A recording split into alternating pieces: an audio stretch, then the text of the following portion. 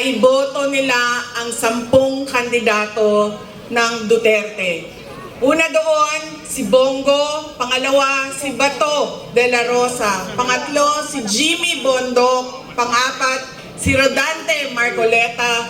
Panglima, si Philip Salvador. Pang-anim, si Vic Rodriguez. Si J.V. Hinlo. Si Raul Lambino. Si Richard Mata, Dr. Marites Mata, at ang huli ay si Apollo Kibuloy. Sabi niya, yes, ito po ang partido ni Pangulong Duterte, ang PDP o ang Duterte, ang 10 senador ng Duterte. Bakit kailangan diretso ang boto? Bakit kinakailangan na straight o block voting ang gagawin ng mga mamamayan? Dahil unang-una, kapag hinaluan nyo yan ng ibang grupo o nasa ibang pamumulitika, ay magkakagulo lang din ang loob ng Kongreso, ang loob ng Senado. Dahil laging magbabangayan at mag-away. Nakakalimutan nila ang pagtatrabaho at pagsiservisyo sa bayan.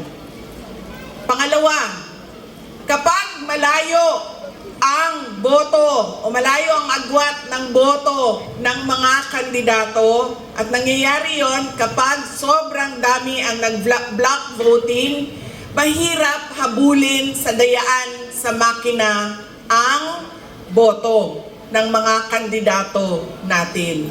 At pangatlo, kailangan nagkakaisa yung mga kandidato. Alam nila kung saan papunta ang bayan.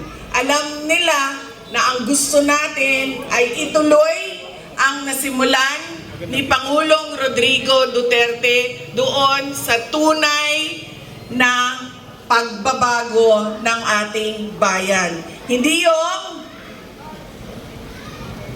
sinasabing bago ang Pilipinas, bagong Pilipinas, pero wala namang nagbago sa Pilipinas. Hindi yung nangangako ng 20 pesos per kilo ang rice noong nakaraang eleksyon, pero nakalimutan ang pangako 3 taon, at dahil meron na namang darating na eleksyon sa susunod na buwan, ay nabuhay na naman ang pangako na 20 pesos per kilo na bigas. At hindi lang yan, ibibigay lang doon sa Visayas, na para bang hindi kailangan ng 20 pesos na bigas dito sa Luzon at doon sa amin sa Mindanao.